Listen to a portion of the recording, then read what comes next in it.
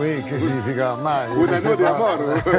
Un an d'amour. De la couleur, effectivement, de la texture et beaucoup de lumière dans la voix de dans beaucoup de cette soleil, voix. Vous beaucoup avez de soleil. sans doute reconnu. La voix voilà. de Madame Luz Casal. Cette chanson-là, d'ailleurs, un petit coup de cocorico, Un agneau de Amor, bien sûr reprise dans le film Talon aiguille de Almodóvar. Eh bien, cette chanson, elle est française. Elle est de Nino Ferrer, écrite en 1963. Pour qui? Pour lui? Pour lui-même, un de ses premiers singles qui s'appelait C'est irréparable. Une année d'amour, c'est irréparable.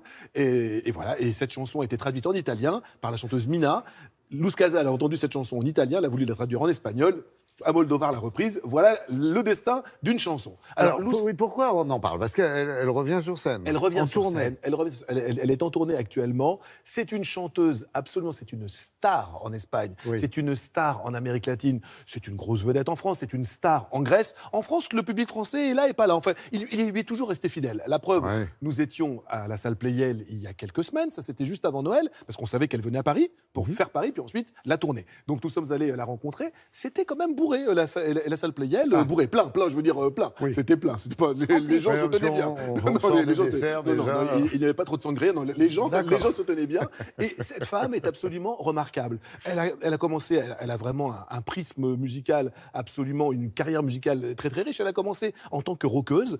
Sa référence musicale, c'est AC/DC et The Killers. Et là, maintenant, elle chante des grandes chansons latines. Et son dernier album, elle a décidé de rendre hommage à une grande diva que nous connaissons bien, Dalida. Donc en fait, c'est un album dédié à Dalida, cette femme qui s'est engagée, vous verrez, elle revient de loin, elle a eu des gros problèmes, de gros problèmes médicaux, un cancer pour ne pas pour mettre le nom sur ce que c'est. Maladie, donc elle lutte maintenant pour la prévention. C'est vraiment quelqu'un de formidablement attachant, formidablement simple. La grosse tête, je crois qu'elle a jamais connue. Regardez, Madame Luz Casal.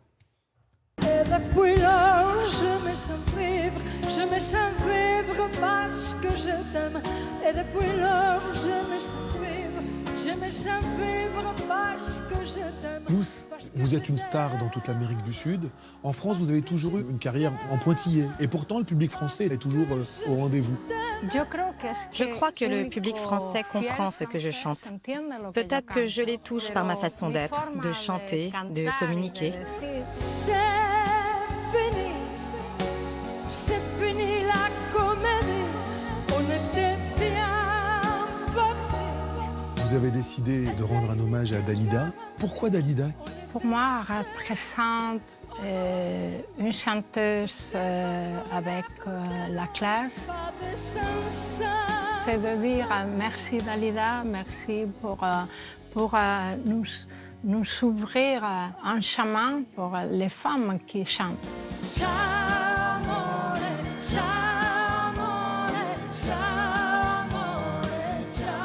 Vous reprenez la chanson de Luigi Tenco, Ciao Amore. Est-ce que vous pensez que pour être une grande artiste sur scène, il faille autant souffrir par amour? On n'est pas toujours obligé d'avoir vécu la situation. On n'est pas obligé d'avoir eu envie de mourir, mais il faut pouvoir ressentir ce qu'on chante. La différence entre... Je crois que ce qui fait la différence entre une bonne et une moins bonne chanteuse, c'est la capacité pour une interprète de transmettre ses émotions de manière crédible et sincère.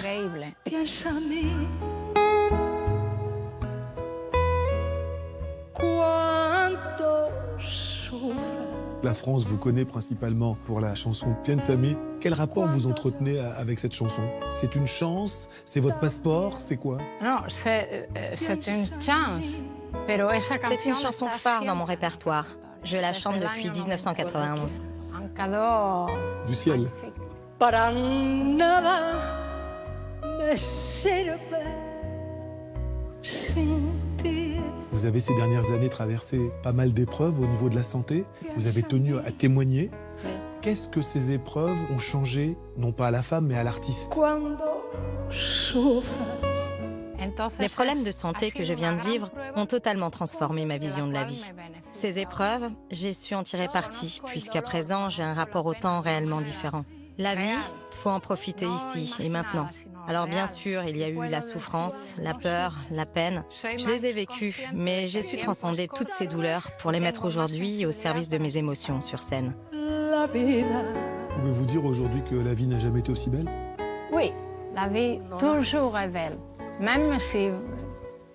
toujours est belle. Oui, absolument. Me sirve sin ti.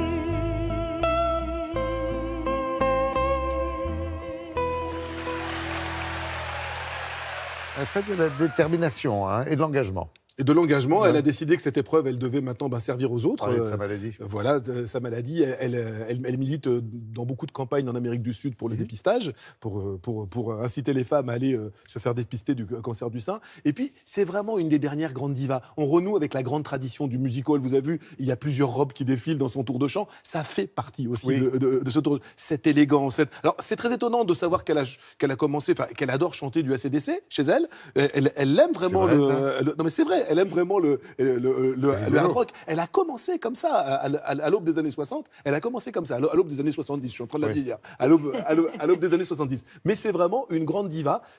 Oui, effectivement, je comprends qu'elle ait pu reprendre Dalida. Il y a un gros air de cousinage entre ces deux divas-là. Très bien. Elle est Merci ce soir à beaucoup. Plougastel. Vous avez vu les dates Plougastel, défiler. Daoulas, dans le 2-9. Et vous avez un cousin là-bas, je crois, non? Oui. Plein de cousins partout. Mais enfin, il dit tout. Lui. Merci, Frédéric.